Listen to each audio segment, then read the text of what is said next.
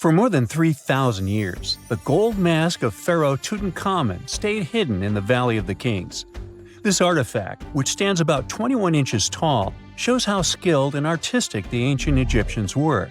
But nobody expected that X-rays would reveal its biggest secret. King Tut was the last ruler of his family during the 18th dynasty. He took the throne at just 9 years old, but ruled for only 10 years before he passed away unexpectedly. If we're being honest, back in ancient Egypt, he was mostly forgotten by the rulers who came after him. His tomb wasn't a big deal for them, so much so that even the grave robbers forgot about him. It might sound a bit sad, but the truth is that it was actually great news for us. Since his tomb was practically forgotten, it ended up being perfectly preserved. While the other tombs in the Valley of the Kings were looted, his remained sealed and untouched. So, when it was discovered back in 1922, it had over 5,000 precious objects inside. That made Tutankhamun basically an instant celebrity and one of the best-known pharaohs nowadays. Among the treasures was the most stunning piece, his golden mask. This mask is said to be an exact image of the king's face, or at least it was supposed to be, but we'll get to that later.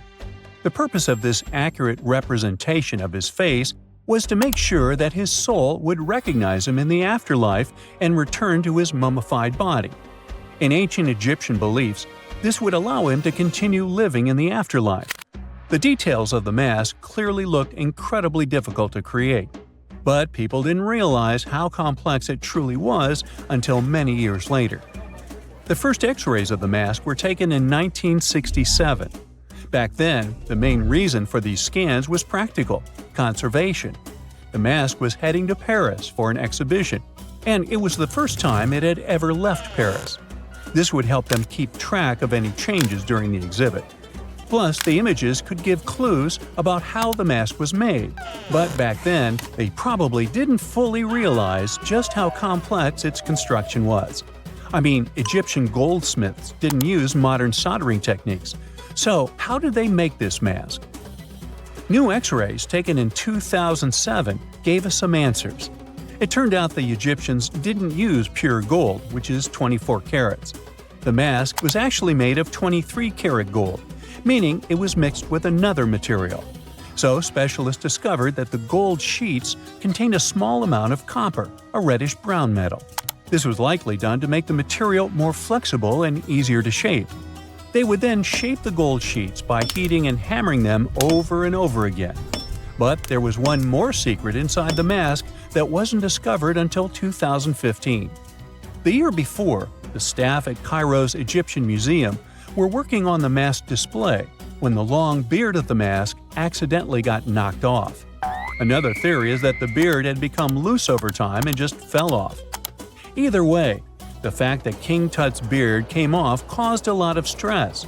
After all, we're talking about one of Cairo's biggest tourist attractions, so the experts had to fix the problem quickly. The restoration process started with a detailed recording of the mask's condition. To do this, they had to take a full three-dimensional scan of the artifact. And, by accident, they found something very interesting in the mask. Inside the royal beard, there is a gold tube, an intriguing structure that the Egyptians likely used to attach the beard to the rest of the mask. And that proved, once again, that the process of making this mask was even more complex than experts thought. But the mysteries don't stop there. Remember how we mentioned that the mask was thought to perfectly represent King Tutankhamun's face?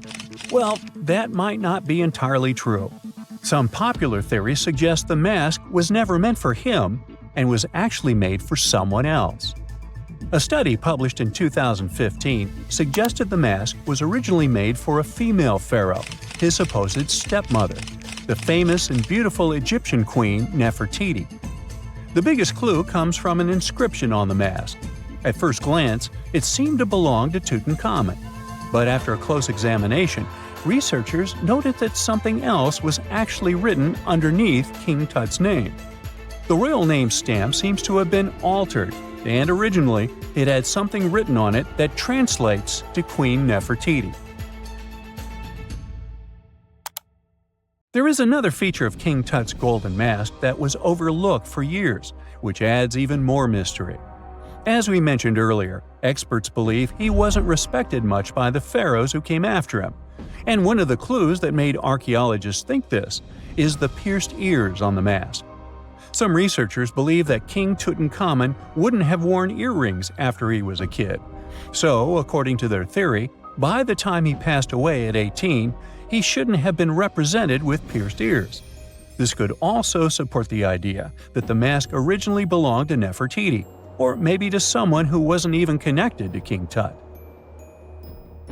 But the mask isn't the only source of mystery.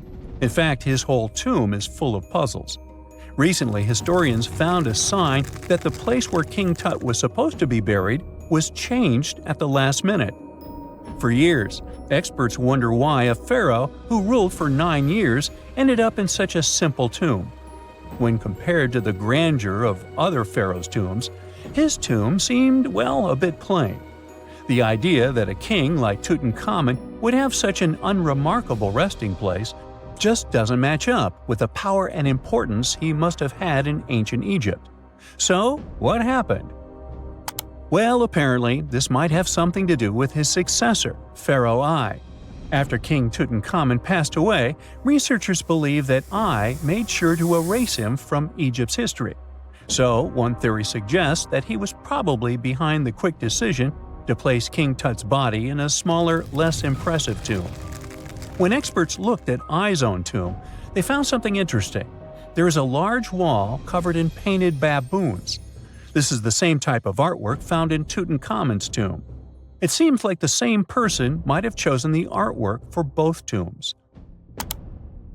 Now, the design and decoration of the two tombs are almost identical, suggesting there was a shared hand behind both. But there is one key difference. I's tomb is fit for a king. It's much bigger and more impressive, even though the style and artwork are similar to what you see in Tutankhamun's tomb. So the theory suggests that I decided what went into both tombs. Since Tut passed away unexpectedly at a young age, his grand tomb wasn't finished in time. Normally, pharaohs start building their tombs while they're still alive to make sure everything is perfect. But Tut passed away when he was just 18, so there wasn't enough time. I may have taken advantage of the situation, ordering a smaller tomb for Tut and keeping a larger one for himself. Experts believe this theory explains why Tutankhamun's tomb is so simple and how I managed to wipe his memory from history so easily. But in the end, the story of King Tut's mask and tomb is full of mystery and intrigue. Each new discovery sheds more light on what really happened all those years ago. But one thing is for sure, the secrets of ancient Egypt still have much to reveal, and King Tutankhamun will continue to fascinate people for years to come. It's nighttime, and you're about to walk inside Pharaoh Tutankhamun's final resting place. You know, King Tut. You don't have a torch, but at least you came with a flashlight. You walk down several flights of stairs and observe how the walls are carved in hieroglyphics and what looks like a spell. Those who take anything from this place will be doomed for life, the spell says. Even if you don't really believe it, this scares you a little bit. You find a huge stone door. Is it a trap? You manage to open it, but oh no, it's only an empty chamber. You check your map. It seems like you're heading in the right direction. After what feels like hours, you realize you must be trapped inside a labyrinth. You try to retrace your steps, but you can't find the door where you came in from anymore. That's it, you think to yourself. You've fallen for the Pharaoh's trap. What's worse, you didn't bring a lunch. Okay, so we've all seen Hollywood movies where the main character is exploring ancient ruins and faces some seriously dangerous traps, right? We've been told Egyptian royalty protected their final resting places with venomous scorpions and snakes, sliding doors that will trap you for life, and giant rolling boulders that will crush anyone on their paths. The thing is, were these traps truly real? Well, I regret to be the one to break it to you, but this is all fiction. These elaborate traps were too technologically advanced for ancient civilizations to pull off. That is not to say, however, that there weren't any traps at all. Ancient civilizations, like the Egyptians and the Mayans, are known for their practice of building entire monuments dedicated to the ones who had passed away. These structures would often reflect the position of person occupied in society. So, for the really important people, the VIPs of their times, massive monuments were built to host their bodies long after they were gone. Some of these civilizations believed that a person's life would continue on the other side of the veil. For that reason, a person would be buried together with the belongings of their current life. If they had a lot of money and power and stuff, that meant their resting places would be filled with riches and gold. Now imagine if you lived in ancient Egypt and you knew exactly where all the pharaohs' tombs were located and had heard rumors of the amount of wealth kept in these places. Maybe you would be tempted to go check it out, right? We're talking about large rooms filled from floor to ceiling with golden artifacts, jewels, and even money. I mean, it does sound tempting. And since there weren't any security guards protecting the entrance of these places, Egyptians needed to get creative as to how they would protect these riches.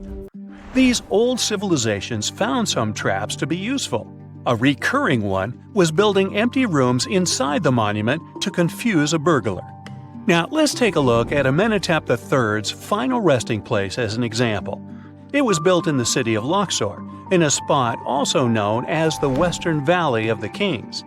Two French engineers originally discovered the monument between 1905 and 1914 CE.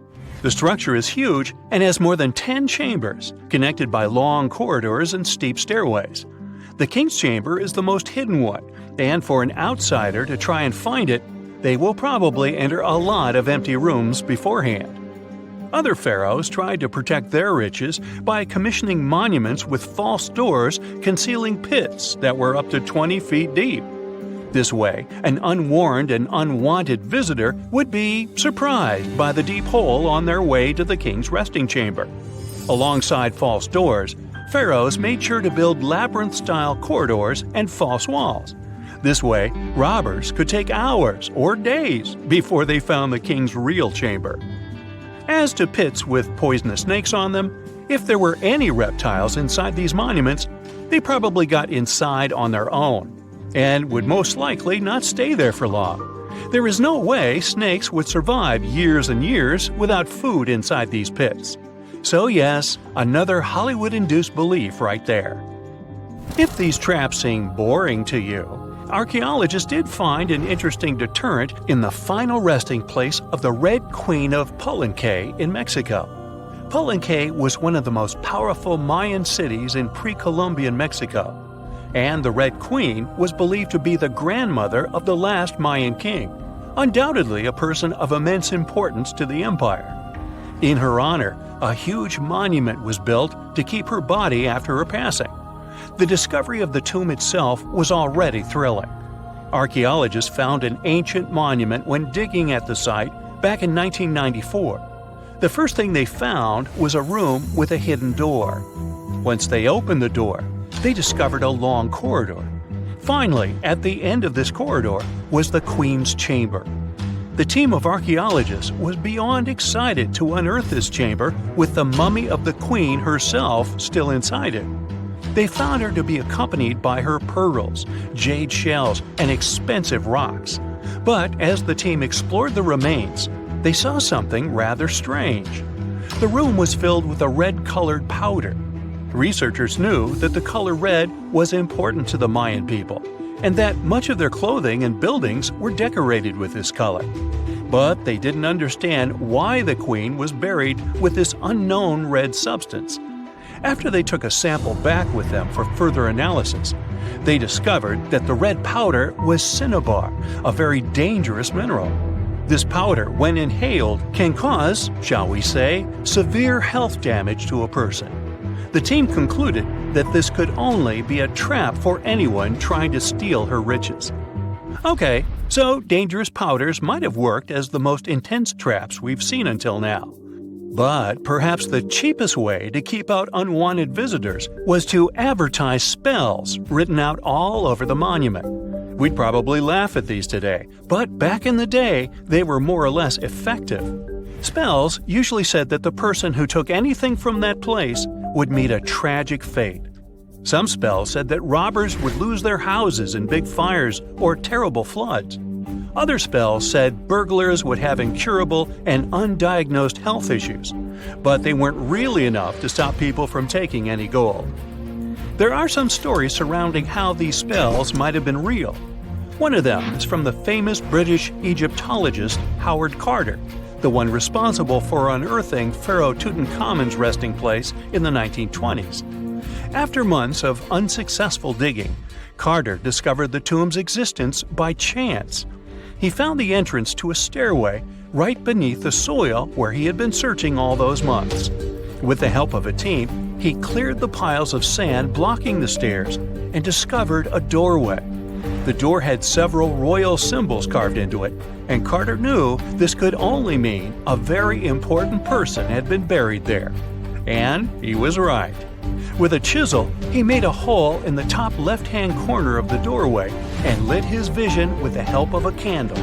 He couldn't believe what he was seeing, the reflection of several golden and jeweled items crowding the chamber before him.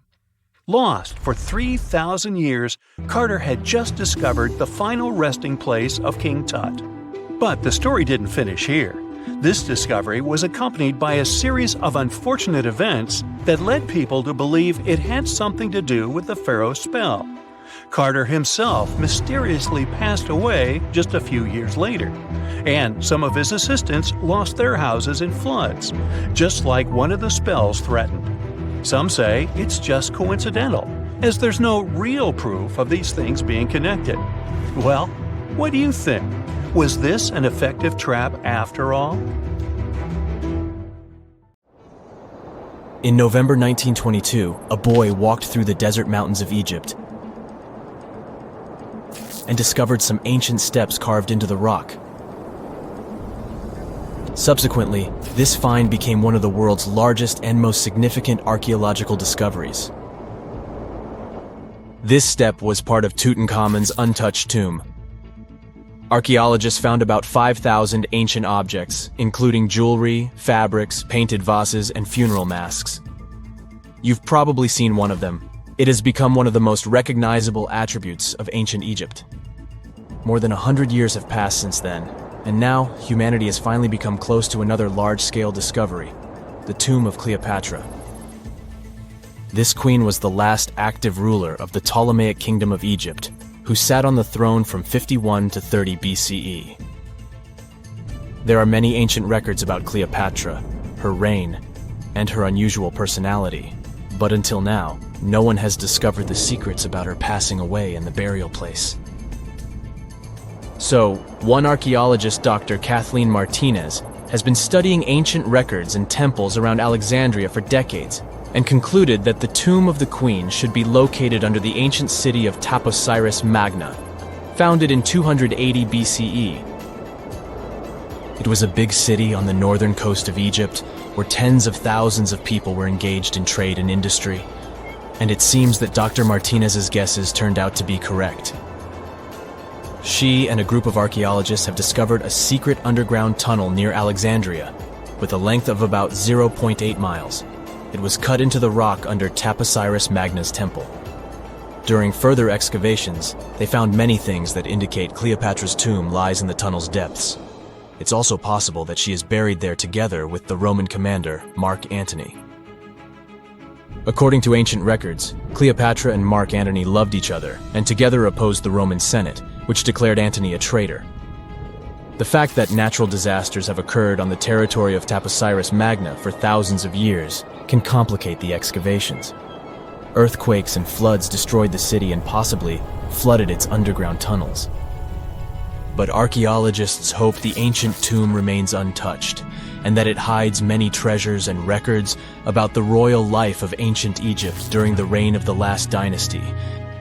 There's a chance that excavations will go underwater and in the mud. This will require much time and funding, but archaeologists are sure it's worth it. Anyway, it's too early to say that Cleopatra is really buried there, but scientists have found many things in the tunnel that confirm this, including clay pots, dozens of coins with the image of Cleopatra and Alexander the Great, as well as a bust with the image of the Egyptian queen. Cleopatra is still one of the most popular personalities in Egypt, on an equal footing with Ramesses III and Tutankhamun.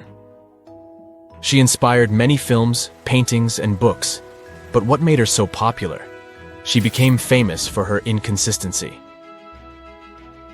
She was a beautiful, intelligent ruler who pulled Egypt out of the crisis and made it a prosperous power. Medieval Arabic texts say she knew chemistry, mathematics, and philosophy, and may have written several scientific books. She knew several languages and had excellent diplomatic skills. At the same time, there are many legends that she was a femme fatale who drove many men crazy. However, there's no evidence that her beauty was incomparable. The image of a stunning model was created by Hollywood when it made several films where famous actresses performed the role of Cleopatra. And the Roman Emperor Octavian, the adopted son of Julius Caesar, specially created the image of Cleopatra as an insidious seductress because he was her enemy. Even though she was born in Egypt, Cleopatra wasn't an Egyptian. Her ancestors were Greeks, among whom was one of the generals of Alexander the Great. However, the people of Egypt loved her. She learned the language and was very sensitive to the traditions of this country. She knew the history, mentality, and customs of ancient Egypt well. She raised the level of its economy and strengthened its status as a world power. Much of this was made possible thanks to her cunning and impressiveness. She loved theatrical performances and lavish celebrations. She knew how to surprise people and put on a show. But behind the exterior image of a luxury lover was an intelligent and calculating ruler. Ancient Egypt was a rich, luxurious country, and Cleopatra did everything to increase its wealth and strengthen its position in the international arena. For example, she was once in conflict with her brother Ptolemy XIII. The queen knew that she wouldn't be able to resist him, so she decided to attract Julius Caesar to their side. The Roman emperor arrived in Alexandria, where Cleopatra wanted to meet him, but Ptolemy knew about her plans and was about to prevent her from coming to Caesar. Then, instead of a rich and noisy arrival, Cleopatra decided to make her visit inconspicuous. She wrapped herself in a carpet or linen bag the emperor's servants carried into Caesar's private chambers. Cleopatra emerged from the carpet and impressed the Roman emperor with her beauty and determination. As a result, they fell in love with each other and became close allies. After some time, she impressed another influential Roman for diplomatic purposes. She arrived to meet Mark Antony on a golden barge with purple sails and silver oars. Cleopatra was dressed in the image of Aphrodite and sat under a magnificent canopy. Her servants dressed like cupids and were blowing her fan and burning incense. But Cleopatra created such a show for a reason. She knew that Antony revered Greek mythology and considered himself the embodiment of Dionysus. As a result, he was so impressed with this woman that he ended up marrying her. Cleopatra defended her crown, strengthened her alliance with Rome, and bore Antony 3 children. In Egypt, they threw big parties and enjoyed wealth with power. However, the relationship of a high-ranking official with the Egyptian queen caused a scandal in Rome. Octavian was Antony's primary opponent in the struggle for power, so he exploited the situation to darken the competitor's reputation. He used propaganda to make Cleopatra an insidious seductress in the eyes of Roman citizens. He accused Antony of succumbing to her charms. The Roman Senate supported Octavian and declared Cleopatra an enemy. In 33 BCE, this conflict reached a high point when Antony's navy clashed with Octavian's fleet. The latter won and forced his enemy to flee to Egypt with Cleopatra. According to some records, they took refuge near Alexandria. Pursued by the Romans, they hid in one of Cleopatra's palaces and met their end. Some legends say that Cleopatra was an expert in poisons. She provoked a venomous snake, a viper or an Egyptian cobra, to bite her. Also, according to another legend, she pricked herself with a poisonous needle. There's a theory that Cleopatra always carried an ampule with poison inside her hairbrush. And when she was cornered, she soaked the needle with this poison and pricked herself. None of this can be said for sure. Scientists are still trying to find out the truth. Perhaps when they reach Cleopatra's tomb, the world will get more answers about her tragic fate. She is considered the last ruler of Egypt. After her passing, Octavian plundered her palaces and temples and returned to Rome, where he became the main emperor. He successfully ruled the country and expanded its borders. His reign ended when he turned 75. World history would have looked different if Cleopatra and Mark Antony hadn't lost that naval battle. By the way, did you know that more time has passed between Cleopatra's reign and Neil Armstrong's flight to the moon than between the reign of the Egyptian queen and the construction of the Great Pyramid of Giza? Armstrong took a step on the Earth satellite in 1969, 38 years after the birth of Cleopatra. And the construction of the pyramid took place in 2560 BCE. Imagine how long the history of ancient Egypt is. Cleopatra is closer to us in time than to the pyramids. Unlike many other ancient Egyptian burial grounds, King Tutankhamun's tomb stayed hidden and free of unwanted thieves for 3,000 years. One reason was that the tomb was smaller than average and tucked away in a place called the Valley of the Kings. This area was already being extensively explored by the time they stumbled upon Tut's spot. The entrance was all covered in debris from building a nearby tomb, which must have also helped keep it a secret. There were also zero writings or signs on the outside of the tomb. Time passing also played a part in keeping it in amazing shape until the 1920s, when a man named Howard Carter finally made it in. But was Carter that big of a hero? Some recent findings say he might have been sneakier than initially thought. People used to think Carter wasn't just a glorified treasure hunter, he was a true archaeologist. Before Tut, he had been on a relentless quest for Egyptian artifacts. He discovered his interest in these unusual objects when he was a child, and soon started drawing the sculptures and inscriptions that were found in ancient tombs. After stumbling upon the remains of King Tut, Carter spent a decade recording and processing all sorts of objects, like golden thrones, chariots, and statues from Tut's tomb, shipping them down the Nile to Egypt's museum in Cairo. Well, at least that was the official story. More recent discoveries claim that not all of the objects made it to Egyptian officials. A secret letter seems to uncover Carter's little 10 for them, 1 for me policy. The letter in question was sent to Sir Alan Gardiner, a philologist and friend of Carter's, dated from 1922.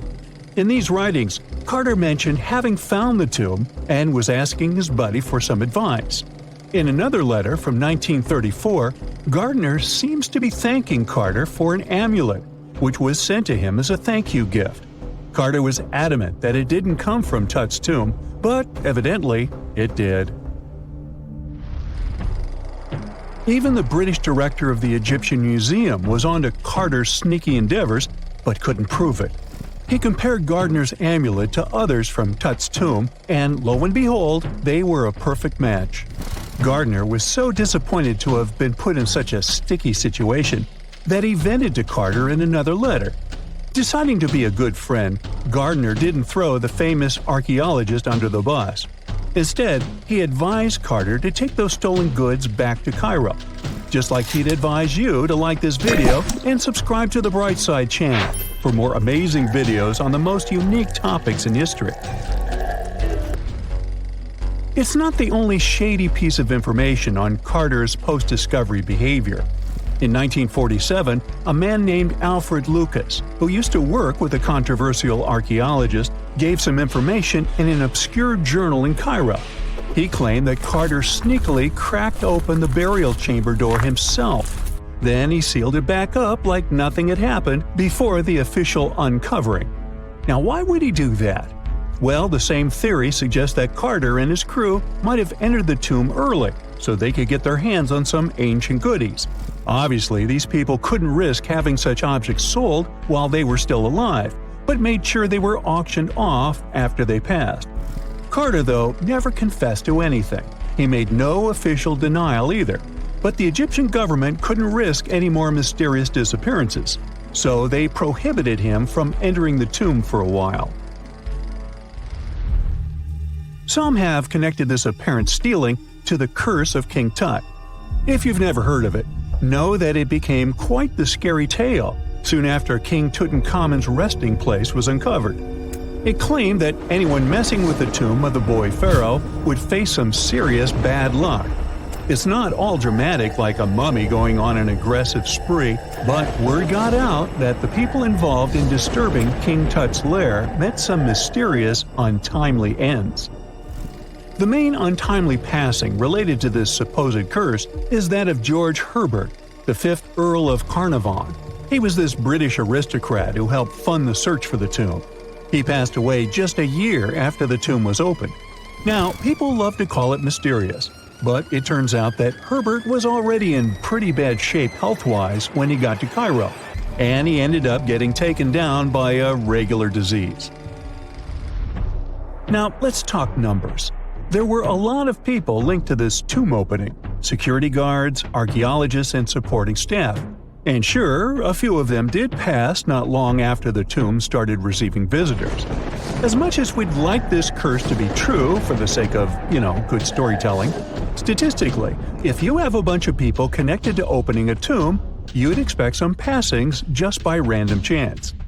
The average lifespan for those supposedly targeted by the ancient curse was more than 20 years after the spell was supposed to kick in. Herbert's daughter even lived until the 1980s, that's half a century later. And Howard Carter himself lived until 1935, a solid 16 years after the big reveal. Some have suggested that the whole curse was nothing more than a careful PR strategy. You see, when Tut's tomb was found, Howard Carter wanted to make a priority out of keeping nosy reporters away. So he might have come up with a curse hanging over anyone entering the boy king's resting place. But what was stolen from King Tut's tomb anyway? Well, some jewelry to begin with.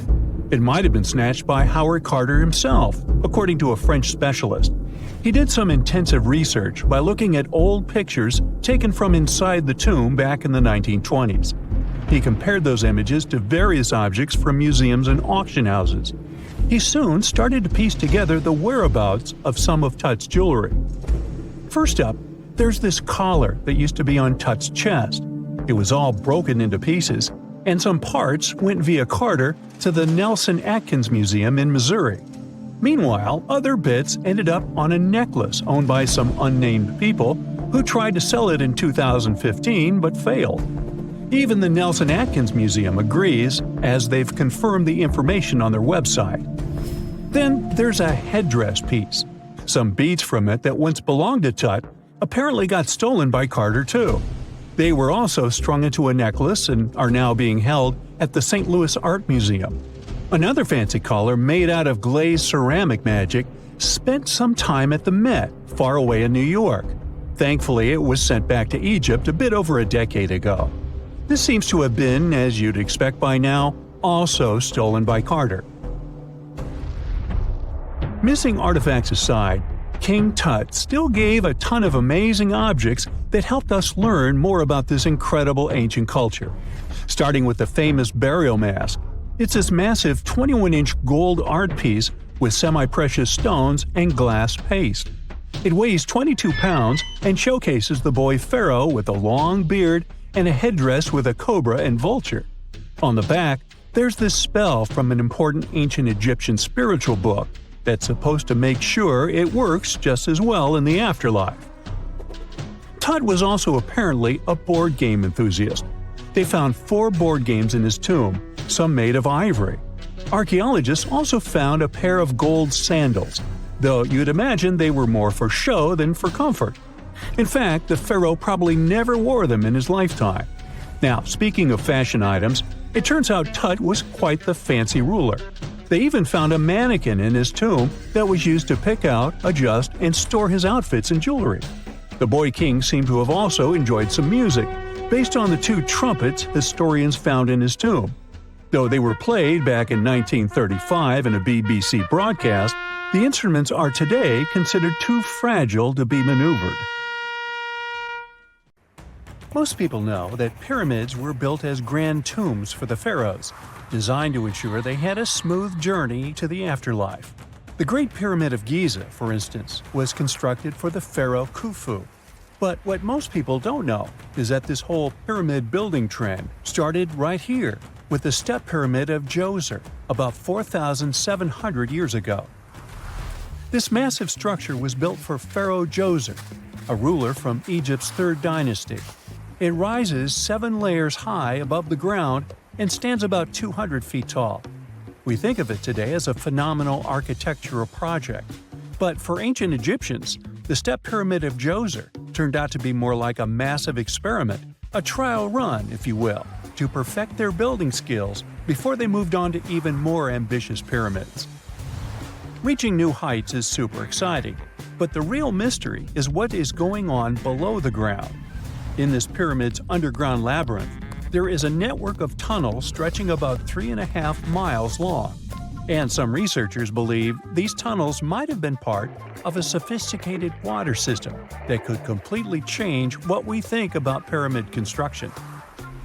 Let's talk about this massive complex located in Saqqara. Surrounding the pyramid, there's what's known as a dry moat, a continuous trench that is up to 164 feet wide and almost 2 miles long. It forms a sort of rectangular shape around the pyramid. This trench has an average depth of about 65 feet. Now, if you were to add up all the earth and rock they dug out to create this moat, it would be about 10 times the volume of the step pyramid itself. For the longest time, people just assumed this trench was nothing more than a huge quarry, a place where they dug up stone and clay to build the step pyramid. Makes sense, right? But when you take a closer look, it doesn't add up. The trench is too narrow and deep to be practical for mining, and its layout doesn't match anything we know about ancient Egyptian quarrying methods. Plus, some sections of the trench are actually covered with a rocky ceiling, which would have made it nearly impossible to use as a quarry. Another theory suggests that the dry moat had some kind of spiritual significance. Maybe it was a sacred place, where souls of nobles gathered to serve the late king in the afterlife. There are even niches in the walls that work as a hint at this spiritual function. But most researchers believe that this purpose likely developed much later, long after the complex was built for Djoser.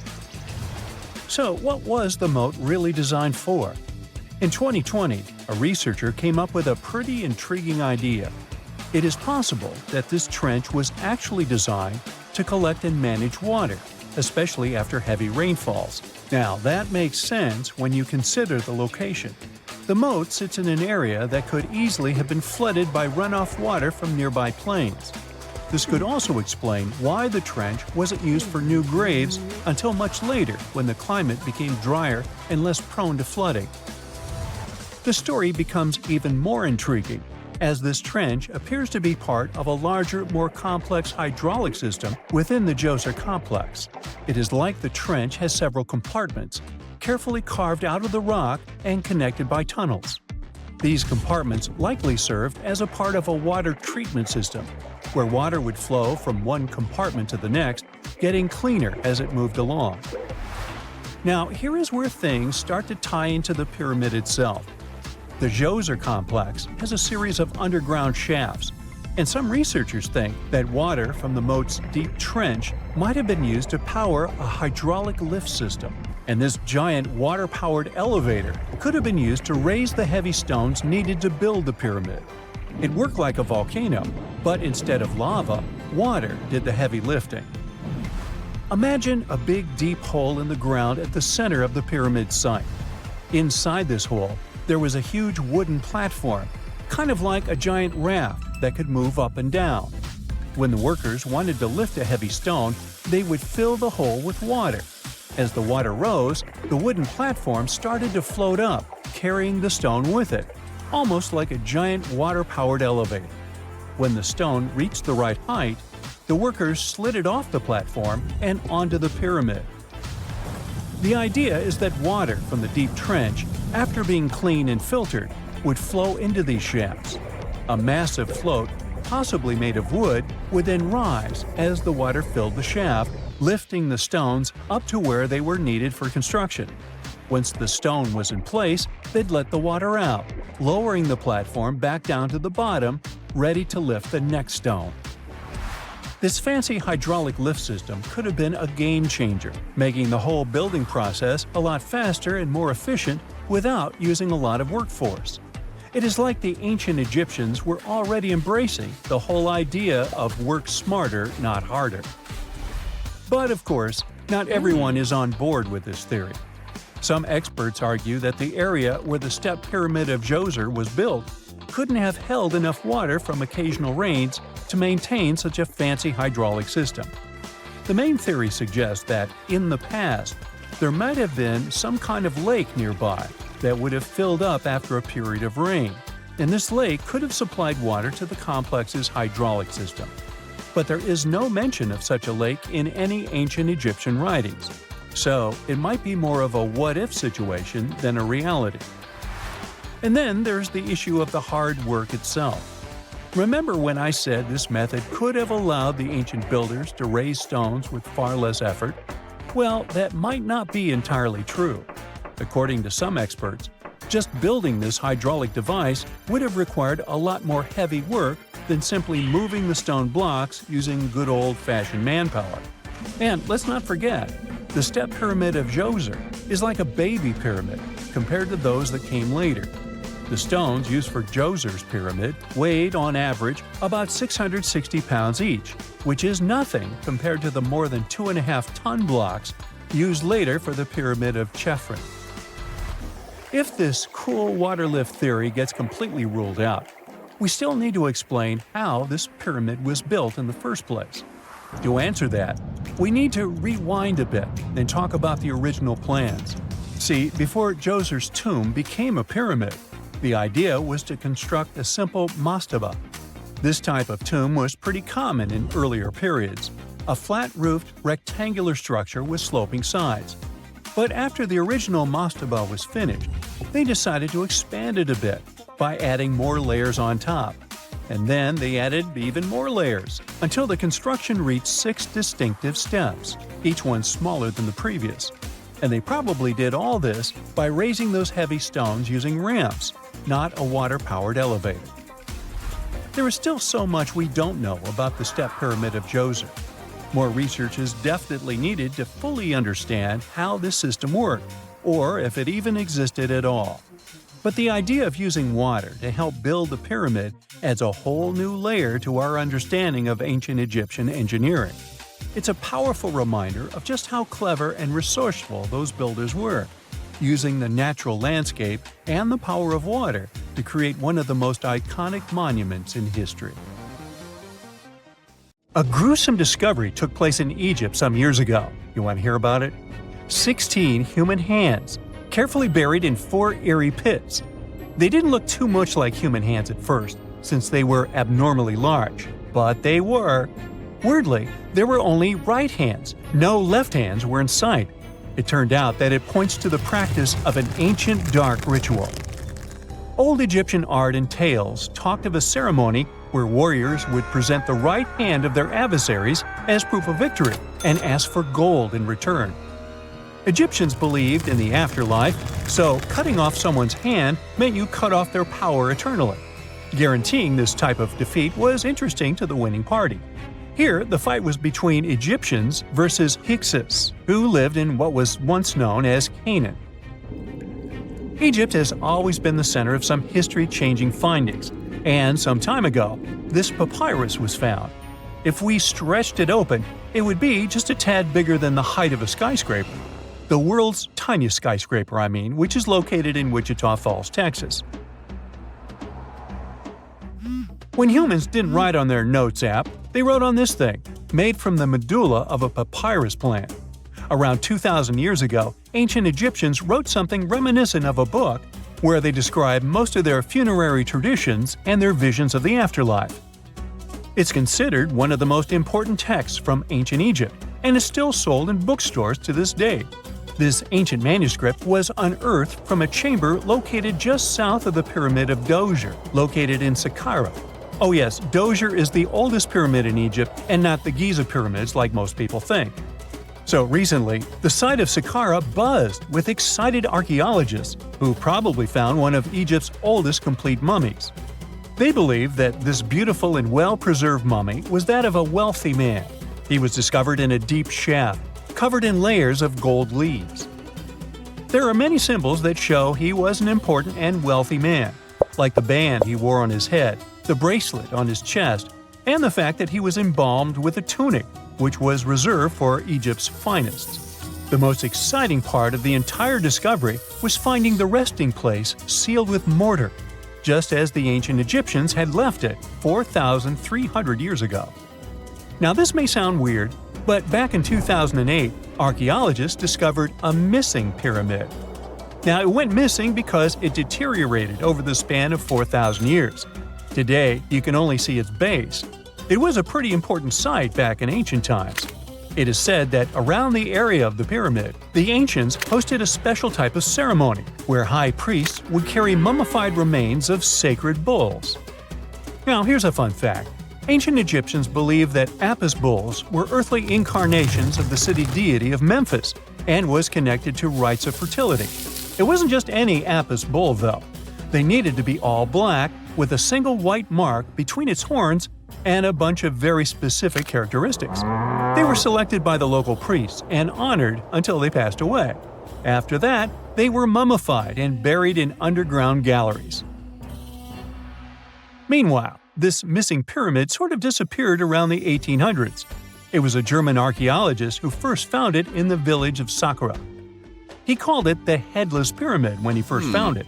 But then, years after the official discovery, the desert sand came along and covered the whole thing. There were some excavations between the 19th and 20th centuries, but they weren't too systematic. That's why scientists were so thrilled when they dug an entire pyramid's base after removing the 25-foot mound of sand that was covering it. Oh, and it turns out American archaeologists are excavating a cemetery in Egypt that could contain over 1 million mummified bodies. So far, archaeologists have dug around 1,700 mummies. One of the main differences from other classic Egyptian mummies is that these people weren't kings and pharaohs. They were commoners that most likely lived about 1,500 years ago, when Egypt was controlled by the Roman and Byzantine empires. The name of the cemetery is cool, though, the Way of the Water Buffalo, just in case you want to check it out on your next trip. Other than bulls and buffaloes, ancient Egyptians also liked baboons. Are you seeing a pattern here? In the beginning of the 20th century, archaeologists discovered a site filled with mummified baboons in a place called, guess what? The Valley of Monkeys. An animal wouldn't have been mummified if it wasn't considered important.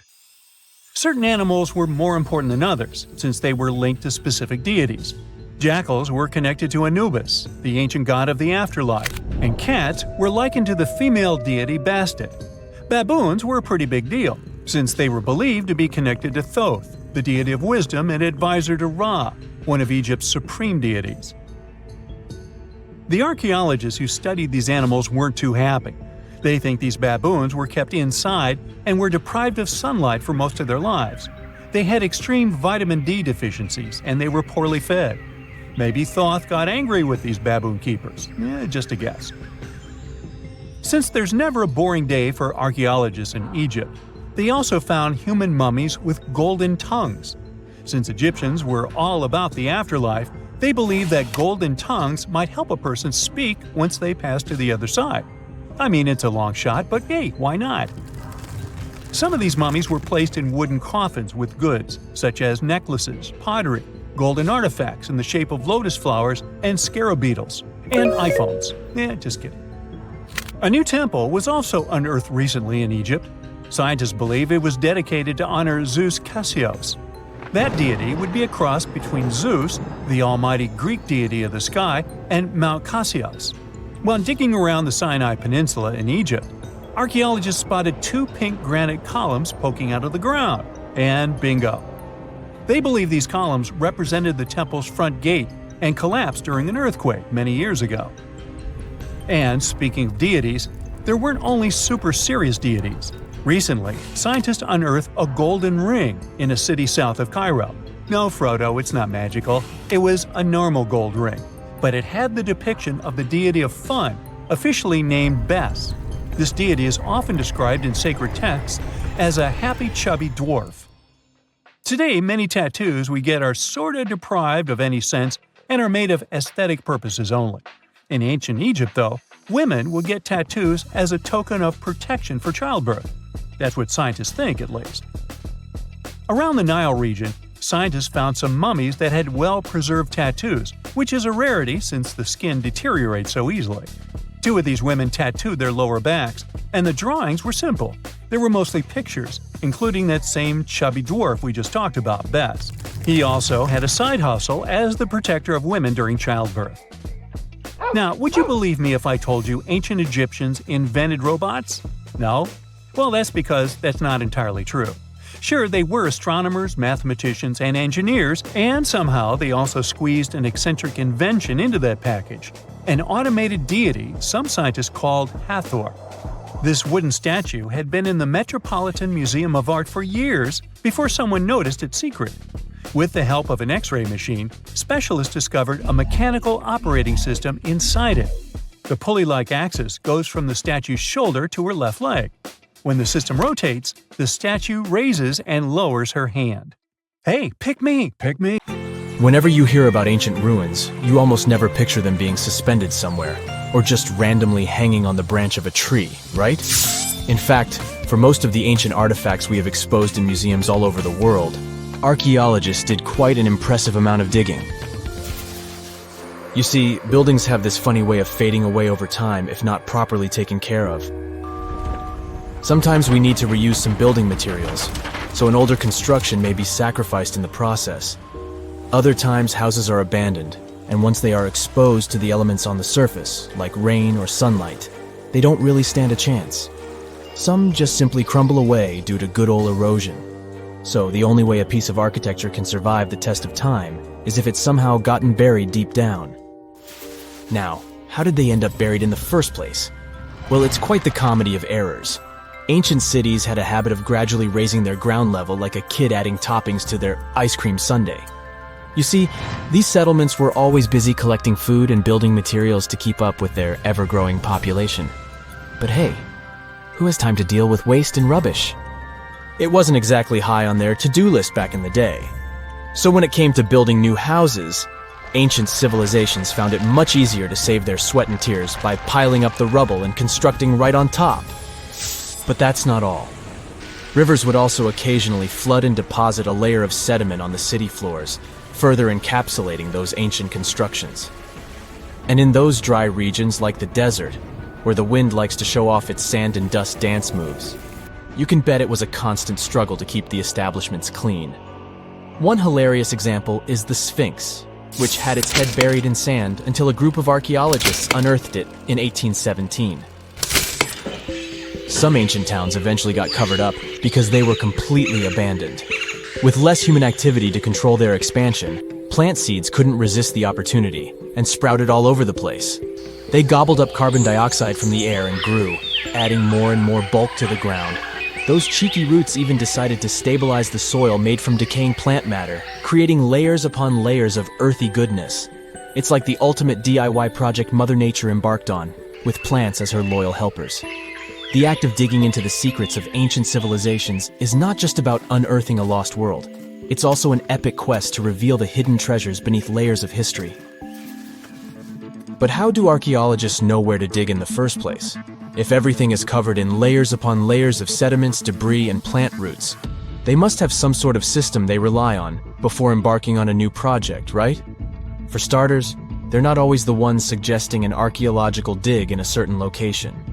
Let me explain. Let's say you're a contractor and you want to build a new fancy apartment complex in your city. Some local legislations have certain requirements before your project can start, though. For instance, before anyone starts building on a piece of land, they might need to bring in specialists to check the soil. These clever folks can be archaeologists, geologists, or paleontologists, and they need to keep an eye on things during development. If any artifacts or ecofacts, fancy word for organic remnants, are discovered, these experts swoop in to excavate and study them. But what about sites that have nothing to do with bulldozers and yellow hats?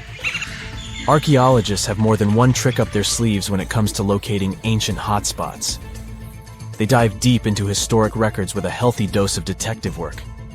By sniffing out old documents and maps, they can piece together the puzzle of human activity in a specific area. If a site has been visited before, it's even better.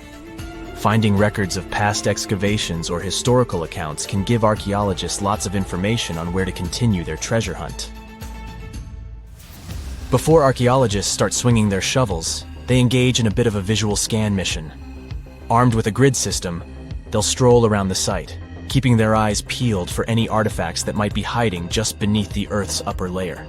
From groundstone tools to historic glass and even ancient garbage dumps, yes, they're all so valuable. These keen-eyed explorers can spot signs of human activity faster than most people. If they stumble upon midden soil, fancy term for a garbage dump, they know for sure that humans once called this place home. Archaeologists don't just rely on their trusty shovels, though. They have an arsenal of gadgets to aid in their search for hidden wonders. Geophysical tools are like their secret weapons. Take the resistivity meter, for example. This clever contraption measures the electrical component of the soil and any buried features or artifacts. A buried wall, for instance, will create a different resistivity reading than the surrounding soil. Magnetometers and ground-penetrating radar work in similar ways, showcasing potential hints of ancient treasures in the soil. And who could forget our trusty old friend, the GPS? It helps archaeologists map out precise locations, like a high-tech treasure map, leading them straight to their pot of gold. Care to virtually visit some of the most important archaeological sites in the world? Well, follow me. In the United Kingdom, for instance, you'll find this interesting place called Stonehenge. It's one of many henges scattered around, but this one really takes the cake. Picture this. Massive ancient stones standing tall and proud, arranged in a funky outer ring and an inner horseshoe, with some smaller stones thrown in for good measure. And guess what? These amazing stones have been around for over 5,000 years. Talk about a serious case of rock-solid longevity. Now, here's where it gets interesting. According to local folklore, the legendary wizard Merlin whipped out his magic wand and poof! He teleported these massive stones all the way from Ireland. Apparently, some giants had assembled them there, but Merlin decided they would look much better at their new location. Others think it's just the ruined remains of an old Roman spiritual edifice.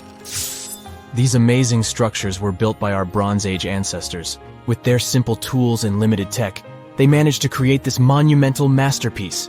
Impressive, right? Unfortunately, there's still so much we don't know about this area. Stonehenge's initial purpose remains a mystery to this day. Sure, there are lots of theories, but scientists have yet to agree on the subject. However, we do know that it's perfectly aligned to catch the sunrise during the summer and winter solstices. The ancient city of Pompeii is an equally amazing archaeological site. Picture this. Mount Vesuvius, a notorious troublemaker, decided to throw a volcanic tantrum and completely covered this ancient Roman city. It turned it into a time capsule, located outside present-day Naples in Italy. Fast forward to the year 1748, when a bunch of adventurous explorers stumbled upon Pompeii. Lo and behold, they discovered a treasure trove of well-preserved goodies. Streets, houses, food. Probably a bit stale by then. Blingy jewelry, fancy sculptures, colorful frescoes, everyday household items, and even animal and human remains. It was like an epic archaeological party. From the looks of it, Pompeii had it all. Fancy houses and villas, a massive 20,000-seat arena, cute little artisan shops, hangouts like taverns. And let's not forget the saucy spots like those luxurious bathhouses for some intense pampering. There's also the Sanctuary of Apollo, where people used to gather for their daily dose of worship. And of course, the bustling heart of the city, the Forum of Pompeii, where all the cool people used to hang out. And guess what? Pompeii is so cool that it made it to UNESCO's World Heritage List back in 1997. That's like the ultimate Hall of Fame for historical awesomeness. It also includes many other famous buildings and sites, like the Taj Mahal in India and the Acropolis of Athens in Greece. Imagine working 7 days a week on a large-scale construction site. You, along with thousands of others, carry millions of stone blocks and put them on top of each other according to a complex system. You work without modern construction equipment. You have no air conditioning or constant access to water. It's so hot outside that you can fry eggs on the road. You've been building the pyramid for decades, and now, when it's finally done, you enjoy the result of the colossal work of thousands of people. You're looking at a giant cultural monument of global value that will freeze in time and amaze people for tens of thousands of years. A few thousand years have passed. People in the 21st century see the pyramids and are like, wow, I can't believe humans have built this. Yeah, the people who built the pyramids wouldn't have appreciated such a theory. But actually, there are reasons to believe that people built it using some fantastic technology. From the outside, it seems the Great Pyramids are just big triangles of stone. People just put some heavy blocks on top of each other, and that's it. In fact, the design seems too perfect to be true. The pyramid consists of more than 2 million blocks. They lay so close to each other and are so even that you couldn't squeeze even a thin sheet of paper between them. Scientists still can't figure out the exact technology for building the Egyptian pyramids. One of the biggest and most famous is the Great Pyramid of Giza. This huge construction, well known all over the world, has one big secret.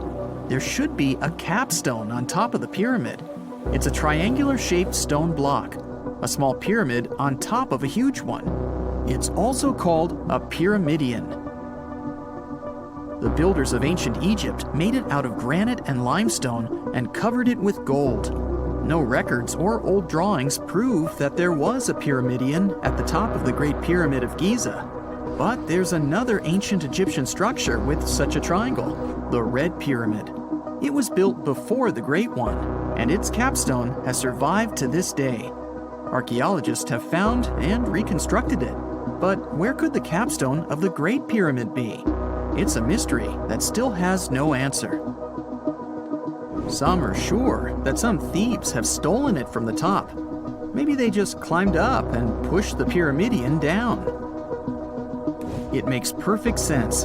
The capstone was probably the most valuable element of the pyramid. Many scientists and archaeologists still don't know its exact purpose. Some believe that this peak covered with gold glorified the pharaohs. The capstone reflected moonlight at night and illuminated the entire space around it. During the day, the capstone reflected sunlight with its shiny surface. You could have noticed it from afar. The top of the pyramid was a kind of guiding star for lost travelers. All other stone blocks of the pyramid consist of limestone. People polished them to make them look shiny. In the past, they were even glowing and reflected light. You could see glowing pyramids from space, although they looked like tiny lights. Over thousands of years, winds, sandstorms, and rains have changed the pyramid's appearance. If people had taken care of them all this time, they would have looked like something out of science fiction movies, or the pyramids from Las Vegas. But unfortunately, we will never see their original appearance. Some archaeologists and scientists believe that the capstone could absorb the sun's energy and distribute it evenly throughout the pyramid. No one knows precisely why the Egyptians needed this technology. There's a theory the pyramids are ancient energy systems. The pharaohs applied this energy to use some unique technologies that were more advanced than all the achievements of the 21st century. And the triangular shape of the pyramids was ideal for boosting this electromagnetic energy. In theory, solar radiation, or electromagnetic forces, accumulated at the top of the pyramid, filled the inner rooms, and then went down the walls to the base. Any surface distortion could prevent the flow from spreading, so they had to create a perfectly smooth surface. That's why they installed the blocks so that nobody could squeeze a needle or razor blade between them. Many people believe in this theory because they built the pyramids from limestone. This material can hold energy inside itself. In the inner part, they created granite deposits to cause air ionization, that is, to create an electric charge.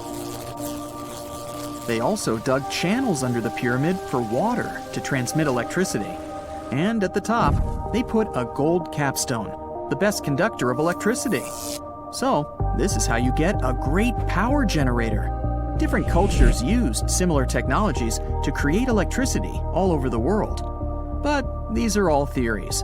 If it had been working, humanity would have used these technologies today. There are mentions of the metal industry, chemistry, engineering, physics, mathematics, and astronomy in some ancient records. Most scientists don't believe in all these things. We know the detailed stages of the technology's development in different cultures. In the 21st century, scientists, historians, and anthropologists can track the evolution of all modern devices. If people had created some technological inventions in ancient times, the history of the world would have looked different. Perhaps all the achievements of antiquity could have been wiped off the face of the earth by global cataclysms, and it can happen to us. Just imagine how people would dig up a laptop in 5,000 years. Perhaps they wouldn't understand what kind of device it is. Another Egyptian wonder surrounded by mystery is the statue of the Sphinx. The Egyptians carved it out of a single massive piece of limestone about 4.5 thousand years ago. But scientists still don't know the exact date of its construction or who built it. People painted the Sphinx in different colors, so it looked much brighter and more vivid in the distant past. It was shining just like the Great Pyramids. Anyway, time hasn't only changed its appearance, but its name too. Initially, the Egyptians called it Hor-Mekhet. The Greeks renamed it the Sphinx about a few hundred years after it had been built. The Sphinx emphasized the greatness of the rulers of Egypt. It also performed a symbolic function of a watchdog guarding the tomb of the pharaoh and the paths leading to it. This version sounds realistic, since archaeologists have discovered many secret entrances at the foot of the Sphinx. Perhaps these rooms and intricate tunnels lead to underground halls with treasures. And treasures don't always mean gold and jewelry. According to legends and theories, the Sphinx guards the Hall of Records, the storage of all humankind's knowledge. The information about the ancient mythical state of Atlantis could be there. You can find many detailed maps of the internal dungeons of the Sphinx on the internet. They show structures 12 stories deep under the statue. It looks like a small city filled with gold, scrolls of knowledge, and various ancient artifacts. But don't believe all these maps. These are just theories. Several thousand years have passed, but people have very little information about it. Archaeologists know that there are still many strange and exciting things about the Sphinx that are still undiscovered. Some locals are afraid to research because they believe they can awaken something terrible from the underground depths. Therefore, it's mostly scientists from other countries who conduct the excavations. In 1998, scientists discovered strange tunnels leading to empty rooms under the Sphinx. They realized that some people tried to get there through tunnels in the past, and maybe those people took all the treasures that were there. One of the legends says that some powerful artifact lays beneath the Sphinx. Its technology can change the whole world, but the locals are hiding it because it can damage the planet. Some believe that you can find evidence of unknown technologies painted on the granite walls in the pharaoh's tombs. But most likely, these paintings and signs tell us the myths and legends of ancient Egypt. But what if Egyptian symbols and drawings are detailed instructions for using ancient technologies? What if the locals that lived at that time thought, people in the future won't be able to get energy themselves. Let's leave some detailed instructions for them. Anyway, there are many riddles and theories. In reality, the search for answers is a dangerous undertaking, since it's not easy to get into the underground halls. Excavations can ruin the structure of the entire Sphinx. Any person inside the tunnels may get lost and never be able to find their way back. Besides, it costs a lot of money. Now, what would be awesome is if people could invent some device that could scan underground areas and show their detailed models. When you hear the word mummy, you might get a chill down your spine. That's because most of us associate this word with those creepy characters we've seen in some scary movies. But in reality, Mummies have helped us understand a lot about ancient civilizations, their rulers, and about how people used to deal with losing their loved ones.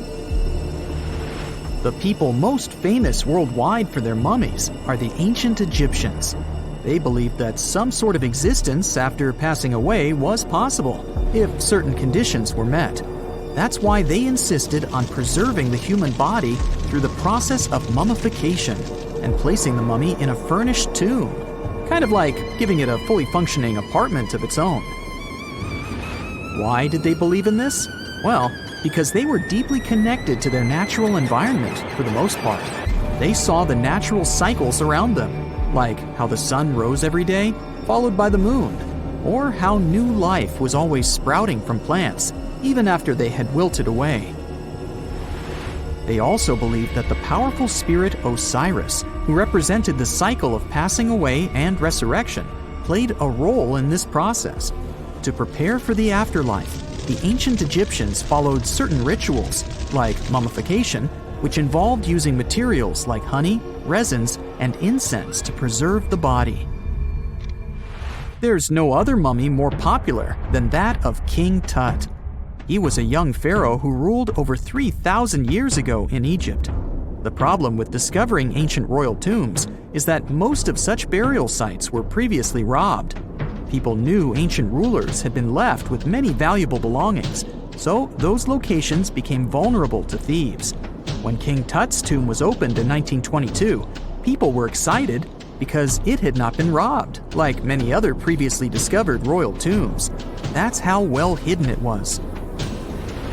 Inside, his mummy was encapsulated in a total of 3 coffins, including one made of gold.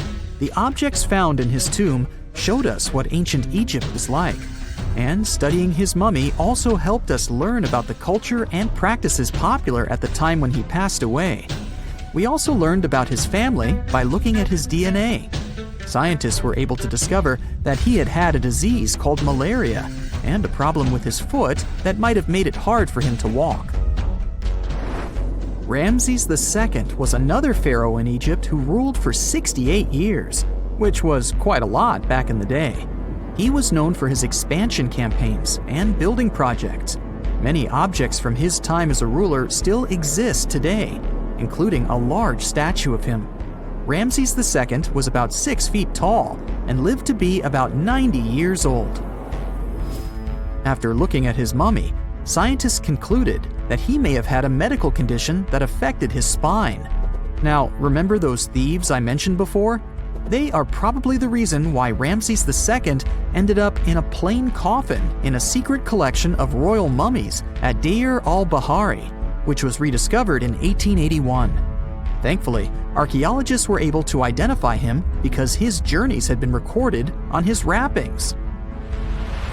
The process was really tedious too. In fact, in ancient Egypt, the mummification process could take a staggering 70 days to complete. A special person would say a very specific speech while delicately handling the body and drying it out using a type of salt called natron. They also used linen and resin to make the body look more lifelike and to wrap it in cloth. The tomb was equally as important for ancient Egyptians. The walls of King Tut's tomb, for example, were adorned with intricate artwork that depicted his journey to the afterlife, from his burial procession to his passage through the underworld.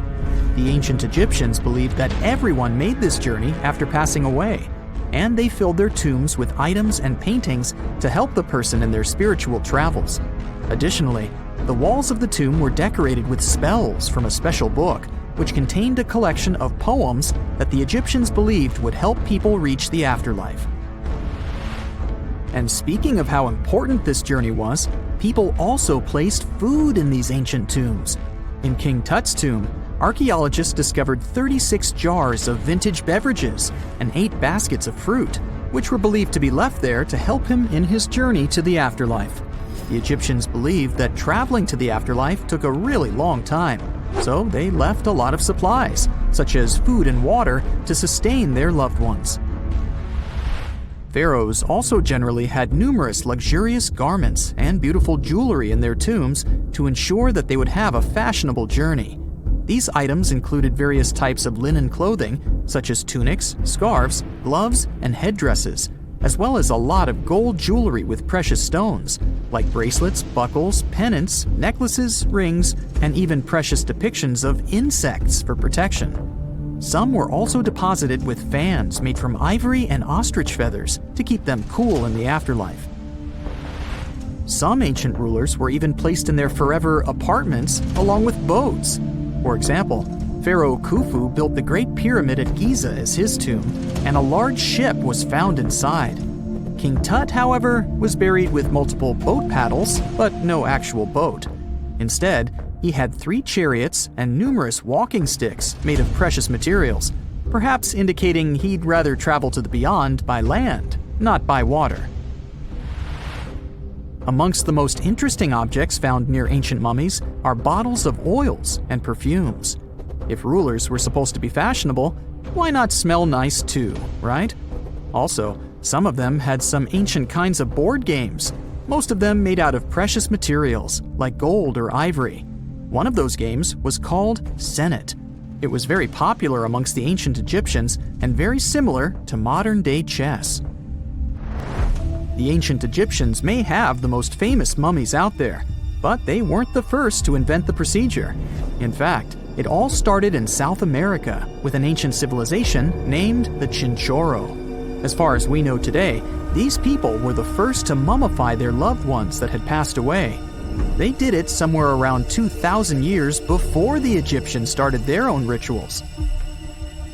Sure, we can tell a lot about ancient rulers by studying these mummies, but until recently, we had no idea what they really looked like during their lifetime. Not so long ago, though, some very special mummy paintings were found by archaeologists studying ancient Egyptian objects. These mummy portraits are highly detailed paintings of individuals that were made while they were still alive. Such paintings were often painted on wood, as opposed to the classical portraits we all know about, which are painted on canvas. They are known for their realism and beauty, and have even been used by researchers to diagnose diseases by comparing them to the corresponding mummies. Some of these portraits also include depictions of jewelry, which was later found on the mummies. The recent discovery of these mummy portraits in Central Egypt is significant, as it marks the first time in over a century that such paintings have been found. Mummies appeared all around the world naturally, too.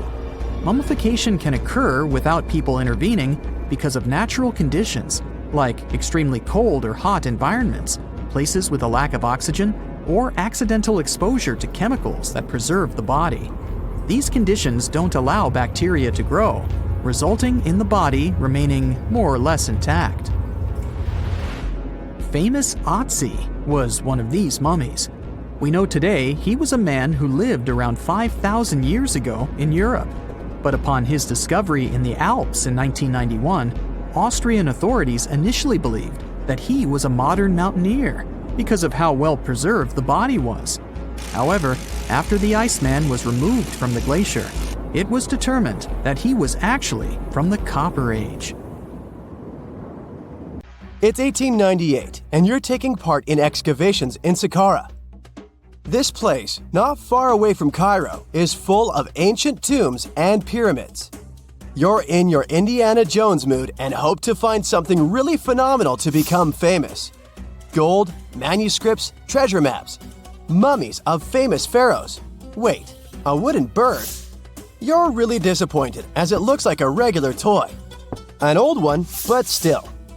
Little do you know that years later, someone would propose that your bird was actually an ancient monoplane. So the artifact, nicknamed the Saqqara bird, is made of a sycamore tree.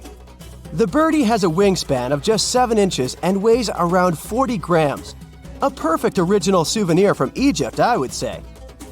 It's over 2,000 years old and looks pretty plain, without any carvings of feathers or other intricate ornaments. It has a beak and eyes, though, which makes our find look like a hawk, the emblem of the deity Horus. Its tail is rather unusual as it's squared, looks weirdly upright, and it seems like the sunken part of it was the place for a now missing piece. Humans love solving a good mystery, so there have been several attempts to explain the use of the birdie. First, quite simply, is that it was a ceremonial object. The second idea is that it was a toy for a child from some well-off family. It could have been some sort of boomerang, which was a popular concept in ancient Egypt. Then there was a theory that the bird had been used as a weather vane. But this one has been debunked as the figure doesn't have any holes or markings, except for the one made at the museum in Cairo to fix the exhibit on a stick. So there was no way to hang it in the past. Almost a century after the bird was found, Egyptologist Dr. Khalil Masiha proposed a new theory that it could have been a model of a monoplane. He believed the bird was missing a horizontal tailplane. Otherwise, it had its wings set at a right angle, similar to that of modern planes. It could have worked to generate the aerodynamic lift necessary for flights. Dr. Masiha also claimed that it was common at that time to place miniature models of technological inventions in tombs. So, did the ancient Egyptians really invent the plane in 200 BCE? That would make the Wright brothers, who are considered the inventors of aviation, really upset. They made one of their first flights only in 1903. There's just one way to know for sure, and that is to test the model. But you know, the ancient museum in Cairo would unlikely let one of their cherished exhibits fly around like a toy. That's why glider designer Martin Gregory built a similar model, this time of balsa wood, and concluded that even with the missing tailplane, the plane wasn't much of a flyer. Case solved? Not really. This didn't sound convincing enough to the History Channel, so they invited an aerodynamics expert to build another replica of the bird. He tested it in weather conditions similar to those in Egypt and was impressed with the little plane's abilities. So, if they did invent the prototype of a plane back in the times of pharaohs, it would be a good example of an oupart. That's an out-of-place artifact, an object that's way ahead of its time in terms of technology or history. And the Saqqara bird isn't the only example of such a revolutionary concept. In 1901, a group of divers retrieved the Antikythera mechanism from an underwater shipwreck near the Greek island of Antikythera. It's been dubbed the world's first analog computer, and it's currently dated around 100 BCE. The bronze mechanism could tell the position of the sun, moon, planets, and stars, as well as the lunar phase, the dates of upcoming solar eclipses, and even the speed at which the moon moves through the sky. No one's sure who used it and how or where it was made. But it's obvious that it's extremely precise and way too advanced for its time. The first flushing toilets in the world were invented in the middle of the 20th century. Just kidding. The ancient Minoans on the Mediterranean island of Crete and the Indus Valley civilization both came up with this brilliant invention at the same time, around 4,000 years ago. The plumbing and sanitation were so well done that no one managed to design anything better until 2,000 years later. One ancient Minoan lavatory was discovered at the Palace of Knossos. It looks like it had a wooden seat set over a tunnel that directed water from a rooftop reservoir to an underground sewer. Other varieties got water from jugs. Only the super rich people could afford all this glory. So if you wanted to shop for real estate back then, the flushing toilet would be a telltale sign you were in the rich neighborhood. Automated doors became a cool, seemingly new invention back in 1931. But the technology behind them is actually much older. Think the 1st century CE old. Mathematician and engineer Heron of Alexandria came up with a hydraulic system to open and close temple doors. To bring it into action, you need to light a fire to produce heat. There was a brass pot under the fire, half filled with water. The inventor connected the brass pot to containers that acted as weights. When the fire was burning, the water moved into the containers. They went down and pulled the ropes. It was nothing like a supermarket door that opens in front of you before you even have time to think. Heron's door took hours to open, and there was no way to stop the process. That's why they only opened the doors once a day before people entered the temple, to add some mysticism at the temple during ceremonies.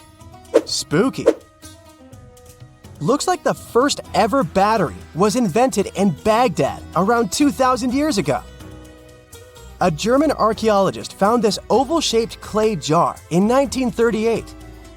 Scientists are still not sure what purpose it served and who exactly invented it. There is a theory that it was used for electroplating objects with precious metals. When they filled it with a weak acid like vinegar, the battery produced around 1 volt of electricity. Another theory says it was a vessel for sacred scrolls. Would you like to buy contact lenses designed by Leonardo da Vinci himself? In 1508, he invented a glass lens with a funnel on one side.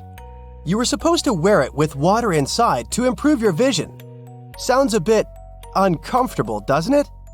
So, around a century later, French scientist René Descartes decided to improve the idea and make the cornea contact the future lenses. Contacts because they contact your eyes, get it? The glass tube with liquid did help improve vision, but blinking was sadly impossible. 2.5 centuries later, new technologies in the glass industry let scientists design contacts that would fit in the eye and even let the wearer blink. Thanks, guys! Still, those lenses were made of heavy blown glass and didn't let the eye breathe. About 50 years later, contacts became plastic, lightweight, unbreakable, and scratch-resistant, but still covering the entire eye. And then, in 1948, an English optical technician accidentally sanded down a plastic lens and figured out they'd still be in place even if they covered only the cornea. Imagine you're living in 19th century London and need to send a message to New York. It would have taken about 10 days to get there by ship. So when delivery time went from days to hours in 1858, it was a true sensation. The first message was sent by Queen Victoria herself. It was all made possible thanks to the transatlantic telegraph cable, running under the ocean. Sadly, the new cool invention only lasted a few weeks. It took years to bring it back to life. Consider the Great Pyramids, one of the original 7 wonders of the world and the only one that still exists today. Did you know that the pyramids of Giza weren't the only pyramids out there? And they weren't even the first ones. First, there were the pretty good pyramids, but they didn't catch on. Nah, I made that up. Back to the story. In ancient Egypt, it was believed that kings were chosen by gods to serve on earth as their mediators. In the afterlife, they were expected to become gods themselves. The pyramid complex was built to make sure that the king had everything they might need in the afterlife. The complex included the pyramid, a palace, and temples. The tomb in the pyramid, where the king was buried, was filled with many things they might need, like furniture, food, and gold vessels. Actually, the first pyramid had been built 80 years before the first pyramid of Giza appeared. Overall, there were around 100 of them. Some weren't finished though, since the construction took a while and not every pharaoh lived long enough to see the end of the construction. And now let's talk about the construction itself. The biggest of the pyramids of Giza is as tall as a 40-story building. So how on earth did they manage to build a structure that massive 5,000 years ago, long before machines and other equipment appeared? Well, let's figure it out. So Pharaoh Khufu ascended the throne around 2575 BCE, and his architects started the construction of the oldest and biggest of the pyramids of Giza.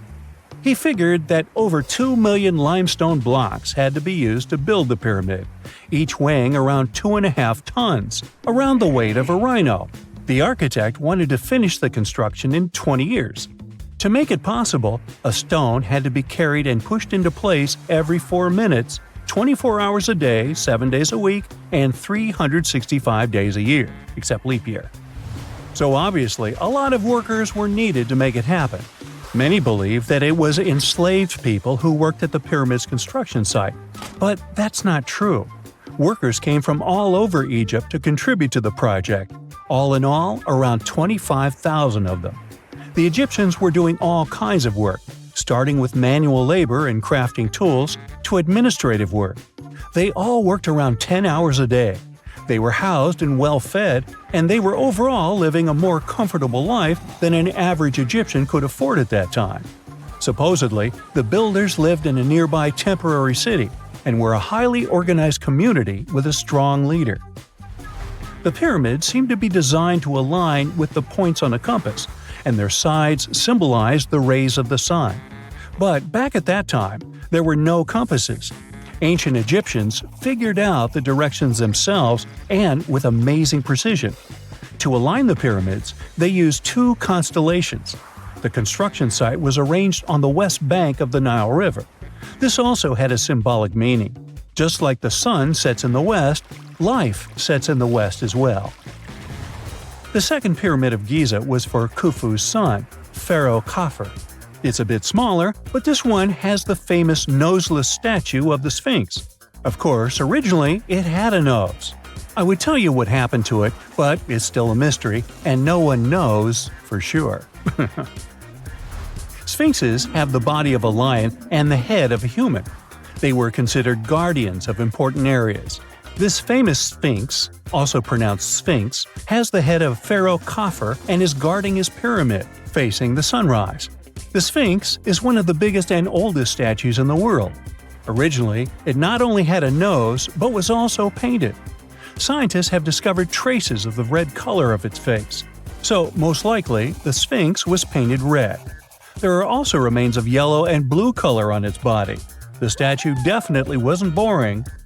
Till around 1800, the Sphinx was buried up to its shoulders until an adventurer with a team of 160 men dug it out. But let's get back to the construction. The workers, of course, needed stone blocks. There were two main places where people could get these stones. One source was close to the construction site, but that fossil-lined yellow stone was only suitable for the pyramid's interior. The limestone blocks for the exterior were hauled from 8 miles away on 30-foot-long sleds. Apparently, it wasn't too hard to pull them. The sand mixed with the right amount of water was pretty slick, and 10 people could move a sled even with a rock weighing so much. Surprisingly, cutting off a block of limestone wasn't the biggest problem. When in the ground, it was soft and could be split relatively easy. But after getting exposed to the air, limestone hardens. So the most difficult part was to shape the blocks. That step was crucial because the smallest inaccuracies could lead to the whole pyramid collapsing. So, okay, those limestones were mined, carried on a sled, shaped, and then what? How could they be put into place? Well, this is still a mystery. Archaeologists have discovered the remains of a ramp system that dates back around the time the pyramids were being built. So historians have come to the consensus that, most likely, the Egyptians designed a unique ramp system to move and pull huge stone blocks. The most common opinion is that there were several ramps around the pyramid. There probably was a central ramp with 2 staircases on each side of it built over the pyramid stones. The ramp was growing as the pyramid was getting higher. People might have been walking up the stairs, pulling up stones on wooden sleds. But this is just one of the options. Other experts say that the ramps were around the pyramid, and some say that the ramps were inside the pyramid. Maybe we will never know for sure, and it'll forever remain a mystery. The exterior limestone of the pyramid was polished with sand and stone until it gleamed. On top, there was a gold and silver capstone, which glimmered over Egypt like a second sun. So, that's how it was 5,000 years ago. Now, about the interior. Surprisingly, there's not much inside the pyramid. Most of it is just solid stone with very little open space. But let's take a quick look inside. From the entrance, there are 2 stairways, one going down and the other going up. They take us to the chambers. There are 3 of them inside. Now, why is that? Apparently, throughout the whole construction, a burial chamber had to be prepared at all times, just in case a pharaoh kicked the bucket before the construction ended. So separate chambers were built one after another as the construction progressed. The last of them was the main one. It's called the King's Chamber. It's the one where Khufu was resting. It's the biggest room at the very heart of the pyramid, and there's a big passageway leading to it. It was likely used as a kind of elevator to move granite up to build the interior. Granite was also used to make 5 stories of support beams to ensure that the pyramid didn't collapse. And we can see that it worked since it's been standing for centuries. Unfortunately, none of these chambers have hieroglyphs on the walls. If you want to see the writings, you should go to the decorated tombs near the pyramids. Those pieces of art are a depiction of ancient Egypt's culture and daily life. The texts allow researchers to study their language and grammar. The treasures that once were in the pyramids have been taken by people.